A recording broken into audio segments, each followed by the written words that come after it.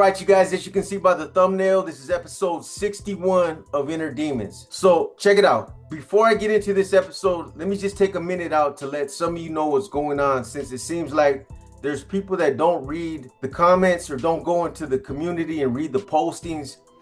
About a month ago, I took a poll and basically asked you guys if I should start Inner Demons back up where I left off, or if you guys think I should just back it up to the time where I was in the county jail or right before I went to the county jail and get my flow back and bring it back up to where I left off.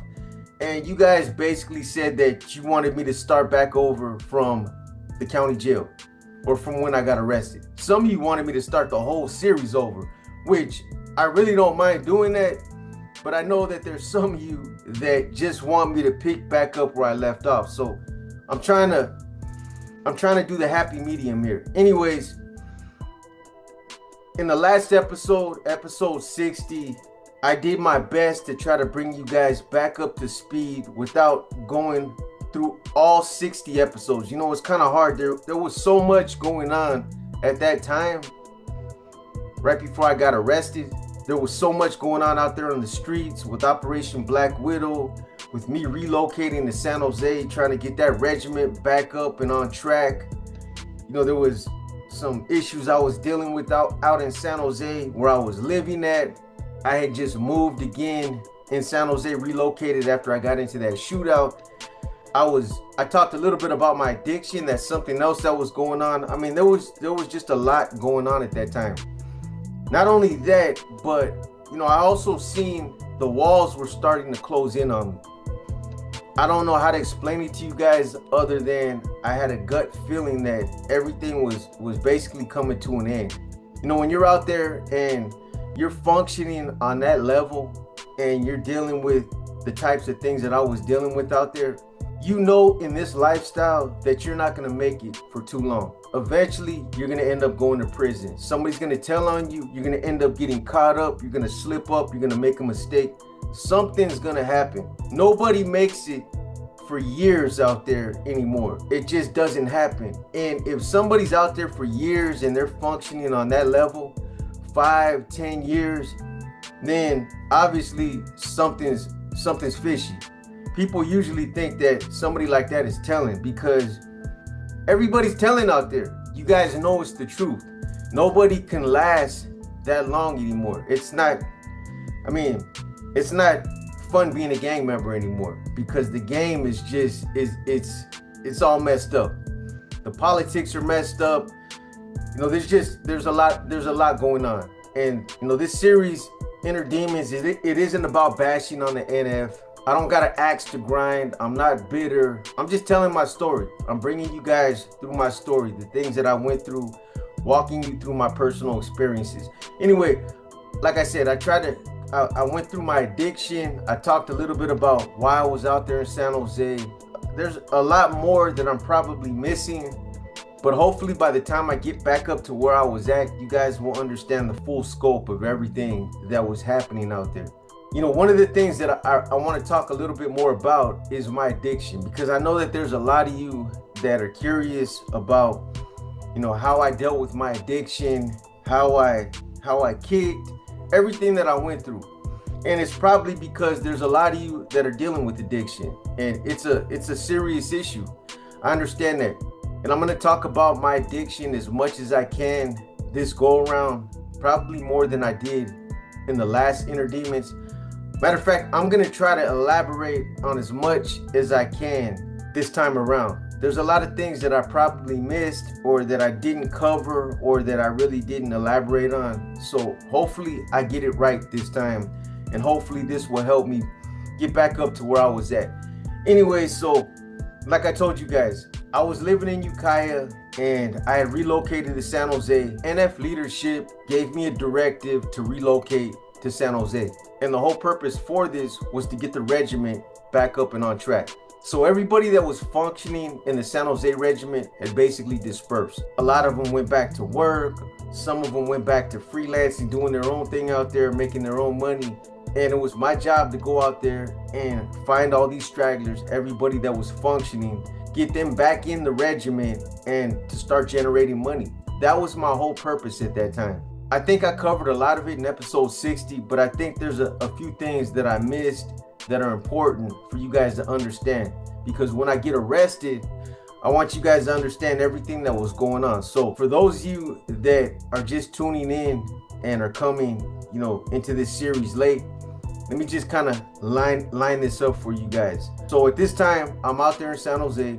So the time frame that I'm in right now is late April, early May. And by this time, the regiment was established.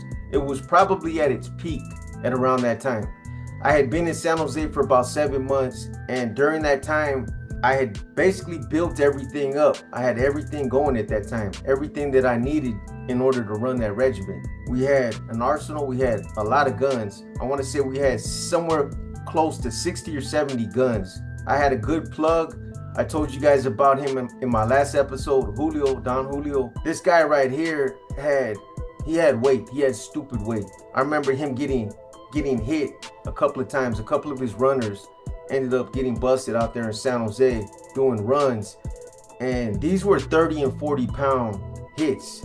And he brushed it off like it was nothing. When I had a scanner. I had a handheld scanner, and I used to listen to all the cop traffic out there in San Jose. So I actually heard when his guys ended up getting busted on a couple occasions. I knew what kind of cars they were driving. And when they got busted, I thought this was gonna set us back.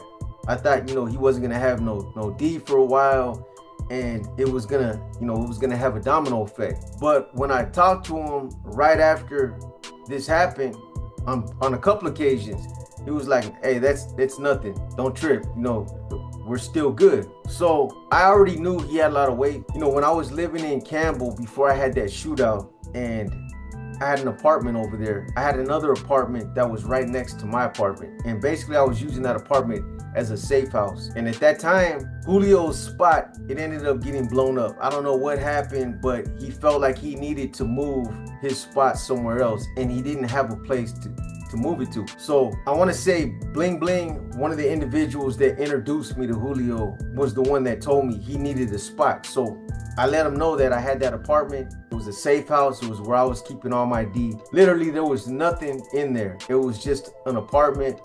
I had some guns in there. I had some D, and that's it. That's all that place was being used for. So he ended up taking me up on my offer. He ended up moving all his stuff over there, but he asked me if he could put a Paisa up in there, one of his boys, to watch it. And when he asked me that, I thought that he was probably gonna have one of his close associates post up in there with the strap, and that they were gonna safeguard whatever he kept up there.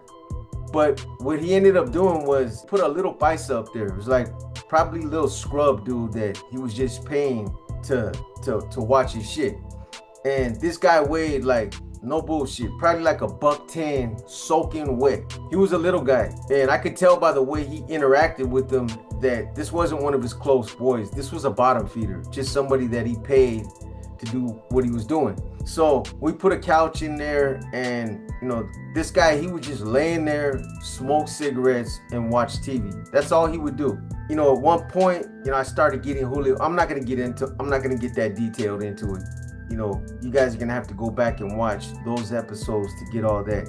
But let me just say this. There were times when that Paisa would go to the corner store to go buy cigarettes or whatever he was buying, and I would look and see what Julio had stashed in the one of the rooms. So when this guy was gone, I went into the apartment to see what Julio was keeping in there. I wanted to see. He had 2 duffel bags in the closet, and when I pulled everything out, I had my girl watching out the front window to make sure this guy didn't come back. Not because I was worried about him, but I knew that, if he caught me going through Julio's shit, he was gonna tell Julio. So anyways, I pulled everything out and I counted. It was close to 100 pounds. So when I got the final count and I realized that it was close to 100 pounds, I actually entertained the idea of robbing Julio. This was my meal ticket. But in order to do that, I would have had to take the D and ride off into the sunset, never to be heard from again. Not just from Julio, but by the NF as well. Because what ended up happening is I used to keep NF leadership up to speed and abreast of everything that was happening. So when I started working with Julio, I basically let them know that we had a good plug and that this guy had stupid weight. So they wanted me to start networking with Salinas, San Jose, San Francisco, Watsonville, and that's what I did. But because now this guy was serving a bigger purpose, Corny, Skip, Pinky, Tibbs, at that time Tibbs was still around. And I say that because whenever Julio's name would come up in our communications, whenever they'd have directives coming out or I'd have something going back into them through our visitor, they would always go out of their way to make sure to remind us to never go short to them, to always make sure that we paid them what we owed them, and to keep them in good standings, because they wanted to make sure that we continued to network with, like I said, Salinas, San Francisco, San Jose, Watsonville. So all these regiments would continue to generate money. It was to their best interest. If I would have burned Julio, there's no doubt in my mind that I would have been in bad standings. That for something like that if I would have jacked him for his shit, I would have had no other explanation other than I wanted to get him. It would have had a negative effect on their cash flow, and it would have had an adverse effect on my status. They would have wanted to know why I did something like that, and no matter what I would have said, nothing would have been adequate. There's nothing I could have said to explain why I did that. Well, maybe not. Maybe if I would have gave him a chunk of that money, maybe that would have sufficed, but I wouldn't have done that. If I was gonna jack Julio, I was gonna take his shit and I would have been gone. That would have been my meal ticket right there. At that time, back in 2004, pesos were going for 9 racks a piece. So you do the math. There was almost 100 P's there. So that right there, it was tempting, but I didn't do it. I didn't want to fall into bad standings. That was more important to me. So I passed that up and I continued to work with them. So the other thing I want to say real quick is I know a lot of you guys want me to talk more about my addiction, and I'm going to do that. I'm going to elaborate, give you guys as many details as I possibly can. Definitely more than I did the first go around. However, keep in mind, you guys have the ability to be proactive. You can go into the comments and you can ask me questions. If there's something I didn't elaborate on, you can ask me.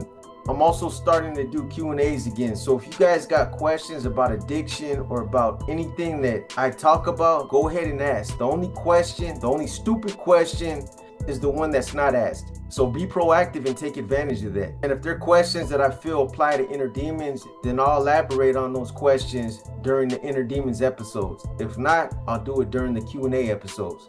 So anyways, the other thing that I talked about in episode 60 is the fact that I never used to have a lot of traffic at my house. And this is a policy that I used to follow for years. This was a policy I used to follow long before I became an NF member, long before I even went to prison. I never used to have a lot of traffic at my house. And this is a practice that was passed on to me through my stepfather and my mom. As you guys know, they used to sell D as well. And they were adamant about not having a lot of people come to the house. They always told me that nothing good could ever come from that. So this is something that always stuck with me. However, I broke that policy and made some exceptions. Latigo from Gilroy was one of them. Roger, the tattoo artist, was another one. Pony was my second in command. So Pony used to come to the house all the time. Sykes from Goshen was another one. And that's only because Sykes was in the process of being recruited as an NF member. So anyways, like I said, the time frame right now is at the end of April, early May. And by then, I had been working with Julio probably for around 4 or 5 months at that time. And during that time, I managed to make a lot of money. And I had invested a lot of that money into guns, and I invested a lot of it into D. But one of the other big investments that I made out there was investing in the limousine business. And I did this by co-partnering with another individual that was a close associate of the regiments. Matter of fact, it was the same individual that introduced me to Julio. So it was a simple investment. Basically what it was is this. So Bling Bling, the guy I co-partnered with, he knew somebody named Caesar, and Caesar had a limousine business. It was a small business. I want to say he had 2 or 3 limousines, and he built that business up to the point where he was now ready to buy into a bigger business and co-partner with somebody else that had a fleet, one of the bigger businesses out there in San Jose. And in the course of doing that, he wanted to help us out as well. So he was willing to sell us his shop where he kept his limousines, the limousines that he started out with, and some of the equipment that we would need. So that's what we did. He put in half of the money, I put in half of the money, and then Julio, the connection, he bought in as a silent partner. So that's how the limousine business came into effect. Now, again, without going all back into details about everything that was going on out there, the limousine business at that time, it was just starting to get off the ground. We were still buying the office furniture. We were investing in tools, mechanics, insurance. We were doing all that kind of stuff. Plus, I was also having some of the regiment members that weren't working on the streets. I was employing them through the business. So the limousine business had a lot of potential, and it was a great source of money. Besides that, my criminal way of thinking at that time had other plans for that business. Something I didn't tell Bling Bling about, and something I didn't tell Don Julio about. But I wanted to use the limousine business to launder our money through. The money that we were generating on the streets through the illegal activities that we were involved in. Again, I'm not going to get too deep into it. I just wanted to give you guys an idea. Now, one of the other things that I had going on at that time was I was involved in a major counterfeiting operation. We would take that purple power degreaser and wash $5 bills, because that was the lowest denomination that still had the money strip. And we would print 20s, 50s, and $100 bills. I mean, I was flooding that county with so much counterfeit that they were talking about it on the local news. They were putting everybody on notice to make sure to look at your $50 bills and your $100 bills, because they knew somebody was washing $5 bills, and there was a lot of counterfeit that was being circulated in that area. So that's something else that I had going on. So before I continue where I left off, there's just a couple other things that I want to tell you guys so that you understand when everything starts happening. So like I mentioned earlier, I want to say that we had accumulated around 70 guns at that time. And I was keeping the guns on the east side of San Jose at a close associate's house. This wasn't somebody that was functioning in the regiment. This wasn't somebody that was on parole. This was just a close associate. Uzis, I mean, we had a little bit of everything. We had guns. So even though I had gotten real comfortable and complacent being out there, not being on parole, I didn't keep all those guns at my house. I kept them at a close associate's house, a guy named Old Man John. He was an older guy that wasn't committed to the regiment. He was a loose associate. Matter of fact, he was Pony's uncle. And this wasn't somebody that was on parole. This wasn't somebody that had a lot of traffic going to his house. This was somebody that was low key. And that was the reason why I safeguarded all our guns at his house, because I knew they were going to be safe over there. So I kept all the guns over there at his house. As far as the money, so if you guys remember in the last episode, I talked about Roger, the tattoo artist from Gilroy that helped me move into that house on the east side after I got into that shootout. I had asked Roger if I could keep a safe in his garage, and I assured him that I wasn't going to keep no D in there. It wasn't going to be nothing but money. And I did that because if I ever did get raided, if somebody did ever tell on me, or if I made a mistake and they ended up raiding my house, I didn't want to lose everything from them just hitting one house. I wanted to kind of spread it out. So that's why I had safe houses in different areas. Anyways, so Roger had the money. John had all the guns. I kept the D at my house. So getting back to the night when everything happened, I told you guys that Largo came by earlier, a couple hours earlier, and then Conejo came by and picked up some D. From that point on, nobody else came by. And then before that, the other thing I want you guys to keep in mind is that Vicky had told me earlier, a couple hours earlier, that she had seen some flashlights in the backyard. And again, I thought I was on top of my game. I thought that she was probably just tripping. She was just paranoid because of the shooting. Ever since I got into that shooting when she was in the apartment when it happened, and then that other episode that happened before that, that led to the shooting, she was paranoid. She used to watch and see everything, obviously things that I wasn't seeing. So when she came into my office and she told me that she thought she seen some flashlights in the backyard, again, I thought maybe the neighbors were in their backyard and maybe they turned on their back light and she caught some shadows, or she was just tripping. But either way, it wasn't nothing that I was connecting with law enforcement. I just wasn't making that connection. So she ended up going to sleep. That night, I want to say right there on my desk, I didn't put those pictures up the last time, but they will be put up in this episode. I counted out somewhere close to $15,000, and that money was going to Julio. That was his money.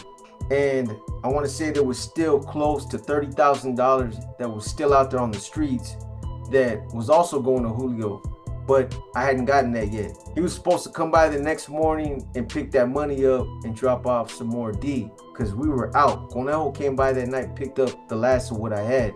He was supposed to come by the next morning, pick that money up, and drop off some more D, because I was almost out. I want to say I had about a P left after Conejo had picked up what he picked up.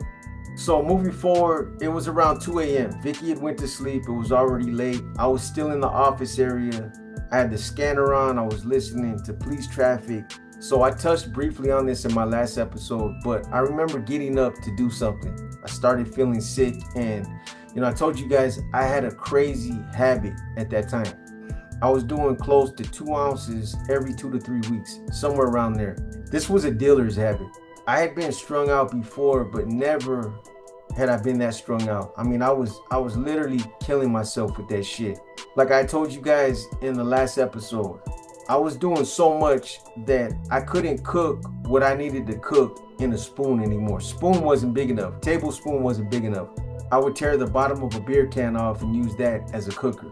So I don't know exactly how much I was putting in there, but it was a lot. I would end up filling up 5 outfits every time I did something. And like I said, this was 4 or 5 times throughout the day. So I was doing 5, 10, 15, 20, 25 outfits of that shit a day.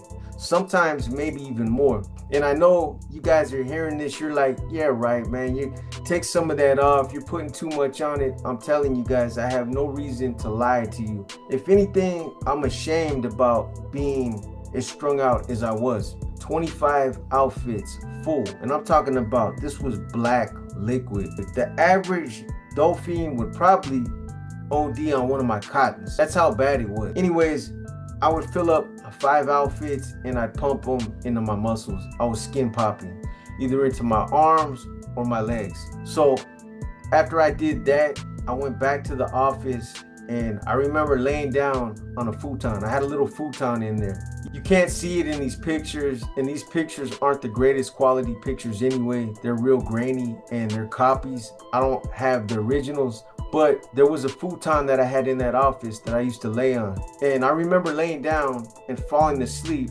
with the handheld scanner in my hand. So I remember being woken up out of a deep sleep and hearing the windows rattling like the whole house was shaking. That's when I heard something hitting the front door, like somebody was kicking the front door. So I jump up, and within 2 or 3 seconds, it's just starting to register what's happening. Anyways, this is probably a good spot for me to end this episode because of what happens next, and because I don't want these episodes to be too long. But I hope you guys are seeing that I am trying to be more descriptive and more detailed in the second go around. Anyways, I hope you guys enjoyed this episode of Inner Demons. If you guys liked this episode, give it a thumbs up. If you didn't like this episode, give it a thumbs down. But either way, drop a comment and let me know what you think. As always, I just want to thank those of you for continuing to show your unwavering loyalty and for tapping into the channel. With that being said, you guys keep pushing that positivity and enjoy the rest of your evening. Till the next one, this is your boy B, and I'm gone.